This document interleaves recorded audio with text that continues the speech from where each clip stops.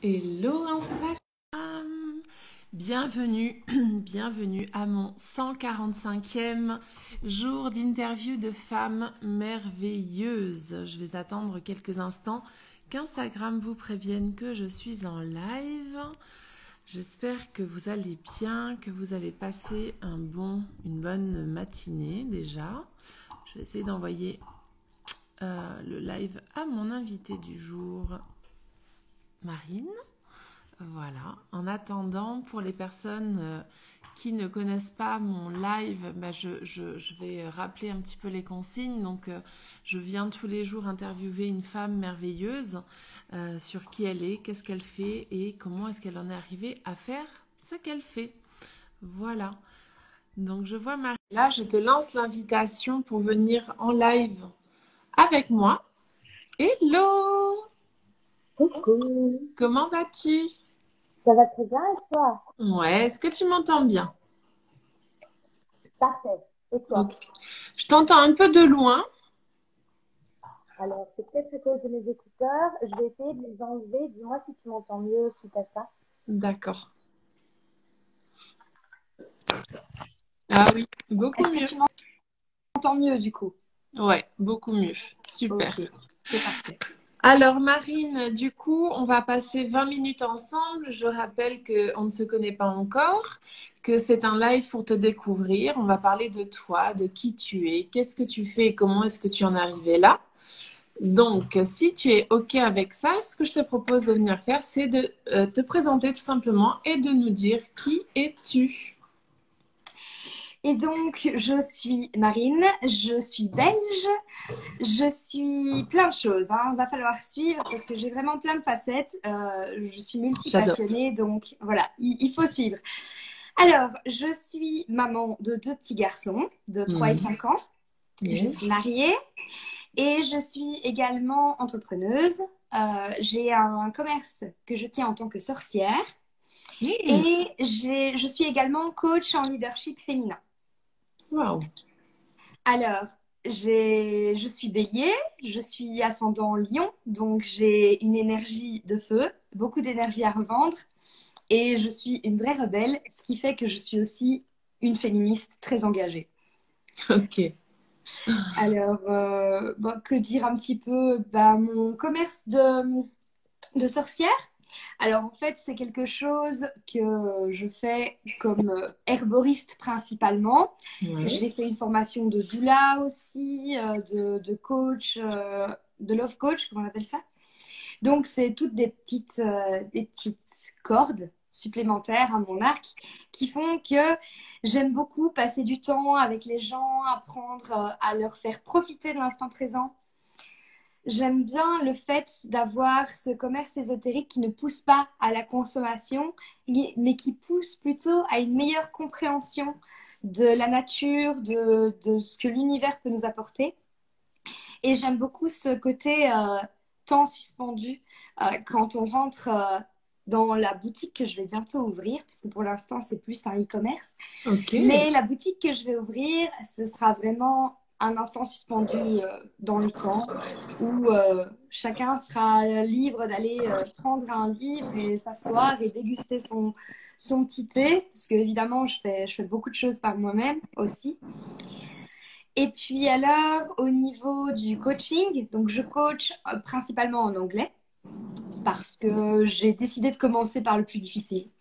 Je me suis dit que si je commençais par le français, ça allait pas me sortir des masses de ma zone de confort et que j'allais reproduire souvent les mêmes schémas répétitifs. Donc, coacher en anglais, ça m'a permis de faire un énorme bond en dehors de ma zone de confort. Et Yes. puis surtout, guider les femmes à travers leur obscurité intérieure pour pouvoir les aider à embrasser pleinement toute leur émotivité, leur passion, reprendre leur pouvoir et leur confiance en elles, avoir une meilleure connaissance de soi, tout ça pour être capable de se guider soi-même. C'est quelque chose qui, je trouve, n'a pas de prix. C'est vraiment formidable de jongler avec des énergies aussi obscures que notre obscurité intérieure, aussi ténébreuse que ça. Moi, c'est vraiment quelque chose que j'adore faire. j'ai eu pas mal de traumatismes. Donc, au cours de ma vie, j'ai eu deux grossesses très pénibles, un avortement. J'ai été agressée sexuellement aussi quand j'étais plus jeune. Et donc, ça fait énormément de choses qui ont été réprimées dans une partie de moi, sans compter mon extravagance, mon hypersensibilité. C'est toutes des choses qui n'ont pas été tout à fait acceptées et qui ont fait que j'ai eu énormément de mal à accepter d'être moi-même. Donc, j'ai apprivoisé un peu cette zone d'ombre-là et je me suis dit, mais en fait, c'est formidable. Le trésor qu'on peut trouver là-dedans, c'est tellement riche. Et donc voilà, c'est comme ça que j'en suis venue à étudier un peu plus en profondeur la psychanalyse, l'ésotérisme et notamment le shadow work et à travailler à fond là-dedans. Et je suis complètement accro à cette partie de moi, quoi. Excellent. Voilà, je pense que j'ai fait le tour. Eh ben, écoute, tu m'en as dit beaucoup. Donc, pour faire un petit récap pour les personnes qui sont arrivées plus tard. Donc, tu as aujourd'hui un e-commerce en sorcellerie, si je me trompe pas. C'est ça. Tu ouvres bientôt une boutique en Belgique. Tu m'as pas dit où en Belgique? À Ciné. À Ciné, ok. Oui, Donc, c'est en préparation là. Je ça n'ai pas serait, encore de date, mais c'est en préparation. ok. Donc, ça sera aussi une boutique donc en lien avec l'ésotérisme, hein, avec la sorcellerie. Tu m'as dit que tu travaillais beaucoup avec les plantes. Tu es aussi coach, love coach, hein, si j'ai bien compris, et tu coaches en anglais. J'étais love coach, enfin, j'étais love coach avant, mais depuis, j'ai vraiment étudié des tas d'autres choses, ce Ok. qui fait que maintenant, je suis coach en leadership féminin et spécialement en transformation. Ok. Est-ce que tu veux nous en dire un peu plus justement sur ce qui se fait dans tes accompagnements? Alors, moi, ce que j'aime particulièrement faire, c'est, comme je disais, aller vraiment gratter toute la surface de bien-pensance, de bienveillance, de tout ce qui est très positif dans la vie, de toute cette façade un peu love and light, comme on appelle ça dans le milieu, qui est voilà, le côté positif de chacun. Et aller vraiment gratter, gratter, gratter bien profondément jusqu'à trouver tous les côtés vraiment inacceptables chez quelqu'un, tout ce qui peut, enfin, tout ce qu'une femme juge absolument affreux chez elle. Par exemple, le fait que si elle est mère de famille, ça m'est déjà arrivé plus d'une fois et ça m'arrive encore et ça m'arrivera toujours. Il y a des moments où j'ai vraiment envie de jeter mes enfants par la fenêtre, quoi. Et souvent, les mères se sentent hyper coupables de penser ce genre de choses, alors qu'il n'y a rien de mauvais à ça. C'est simplement leur soif de liberté qui revient un peu au galop et qui est en mode cocotte, là, tu te laisses enfoncer vraiment par le quotidien et tu as besoin de te libérer et t'exprimer. Et pouvoir aller gratter tout ça, en fait, ça fait ressortir énormément d'émotions. C'est très dur, hein. Ça, c'est clair, parce qu'on va réveiller des traumas qui ont été vraiment laissés de côté, occultés complètement, parfois même complètement rendus inconscients. Et donc, ça peut être vraiment très, très violent. C'est pour ça que moi, je suis là pour accompagner justement ces femmes-là, parce que il faut qu'elles aient quelqu'un avec elles pour ne pas se dire « Oh mon Dieu, mais en fait, je suis un monstre !» et donc, ça fait ressortir énormément d'émotions. Et c'est ça, une fois que la bulle émotive a éclaté, alors à ce moment-là, le vrai travail peut commencer. On peut commencer à aller rechercher tout ce qui est les passions dans la vie de quelqu'un, enfin tout ce qui l'a fait vibrer en l'occurrence, tous les désirs qu'elle a profondément enfouis parce qu'elle se disait ah ben c'est pas la bonne vie pour moi, je pourrais jamais faire ça dans ma vie, c'est impossible, c'est irréalisable, enfin bref, tous les blocages qui sont dus à des peurs, des culpabilisations, de la honte. Et donc, une fois que ça aussi s'est remonté, alors à ce moment-là seulement, on peut commencer à essayer de reprendre son pouvoir personnel en allant contacter les différentes parties à l'intérieur de soi, par exemple son masculin sombre, son féminin sombre, son masculin lumineux, son féminin lumineux. C'est quatre choses qui sont extrêmement importantes pour moi. Je travaille énormément avec l'alchimie en 7 étapes et aussi avec tout ce qui est un peu divinité sombre, comme on appelle ça, parce qu'ils ont beaucoup de choses à nous apprendre. Et notamment, tout est relié avec les 7 chakras, les 7 péchés capitaux. Et donc, j'aime beaucoup faire des liens entre tout ça. Et donc, voilà. Donc, le but à la fin, c'est que vraiment, donc je suis un petit peu la bête noire des coachs, on va dire. C'est que moi, mon objectif, c'est que une fois que la femme que j'accompagne a fini son chemin avec moi, elle est capable de se coacher toute seule. Bon, elle peut avoir besoin d'un petit coup de main de temps en temps, mais histoire de pouvoir aller plus vite. Mais sinon, elle est capable, toute seule, d'avoir la connaissance de soi nécessaire, d'avoir les capacités nécessaires pour arriver à se coacher toute seule et à se guider toute seule. Donc, ouais, je suis un petit peu, je suis un petit peu la ruine du coaching. Excellent. Ben, merci beaucoup en tout cas de nous partager ce que tu fais. Tu travailles en ligne, tu travailles en présentiel. Où est-ce qu'on peut te trouver? Ben, je travaille en ligne. Alors, on peut me trouver, donc là, c'est mon profil personnel, mais ça rassemble mes 2 casquettes, c'est-à-dire celle de coach et celle de sorcière commerçante. Et donc, en suivant dans ma bio, tout simplement, il y a Bewitch. Et Bewitch, c'est le compte Instagram sur lequel il y a tout ce qui est coaching. Alors, ce qui est formidable, c'est qu'avec Instagram, maintenant, on a accès aux traductions. Donc, du coup, même si c'est en anglais, moi, je suis parfaitement apte à coacher en français aussi. C'est juste que, ben voilà, toute ma base, on va dire, est en anglais, mais avec la traduction d'Instagram, c'est tout à fait possible de tout comprendre. Et donc voilà, c'est là qu'on peut me trouver pour le coaching et puis pour ma boutique ésotérique. Je suis en train de faire plein de changements, comme il y a l'ouverture qui se prépare. Et donc là, c'est plutôt sur la sorcière Brol, bien que j'ai été un peu inactive ces derniers temps. Ok. Et raconte-nous un petit peu d'où ça vient ce côté sorcière justement. Alors, ça vient de quand j'étais petite.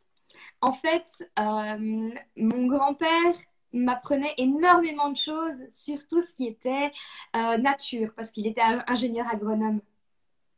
Et donc, on passait tout notre temps à aller faire des promenades, à observer les arbres, à observer les animaux. Et c'est lui qui m'a transmis vraiment cet amour de la nature.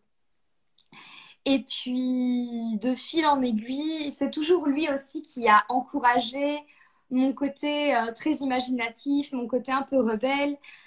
Et donc, voilà, c'est assez naturellement qu'une fois qu'on ouvre les bras à tout ce qui est naturel, eh bien, on commence à penser en termes d'infini. Et donc là, on se rend compte qu'il y a beaucoup de choses qui font des liens entre eux. Et notamment, ben, je pense à l'astrologie, qui va de pair avec tout ce qui est magique, évidemment. La lune qui va de pair avec le cycle menstruel des femmes. Et pourtant, quand on voit, tout le monde connaît la lune, il n'y a pas besoin d'avoir des connaissances particulières pour pouvoir être capable de comprendre un petit peu l'astrologie. Je veux dire, il y a le zodiaque qui passe tous les jours à la radio. Et donc, voilà, du coup, c'est quelque chose de facile à aborder. Et puis après ça, une fois qu'on a commencé à creuser le sujet, là, ça devient formidable. Il y a le tarot qui entre en scène, qui est très connecté. Il y a toute la psychanalyse même qui est très connectée à la partie magique. Donc voilà, c'est un peu comme ça que ça a commencé. Je me suis très vite intéressée à tout ce qui était magique. Et puis Harry Potter a fini le reste, quoi. L'arrivée d'Harry Potter, ça a été absolument transformant. Et puis la magie m'a beaucoup aidée quand j'étais petite, pouvoir sortir de mon quotidien et pouvoir me projeter dans un univers complètement magique, ça m'a beaucoup aidée. Ça m'a permis de me sauver de pas mal de choses qui sont très difficiles à vivre quand on est adolescente déjà. Qu'est-ce que l'on retrouve justement dans cette boutique e-commerce? Quel est le genre de produit que tu vends? Alors, pour l'instant, je vends essentiellement mes tisanes que je fabrique. Chaque tisane porte le nom d'un sabbat. Et chacune des tisanes contient des ingrédients qui sont extrêmement en lien avec les saisons dans lesquelles elles se trouvent, le sabbat auquel elles se rapportent. Et puis, je fais aussi des produits de bain. J'appelle ça des bains magiques parce que c'est plein de petites paillettes qui explosent. C'est pas des bombes de bain, c'est de la poudre.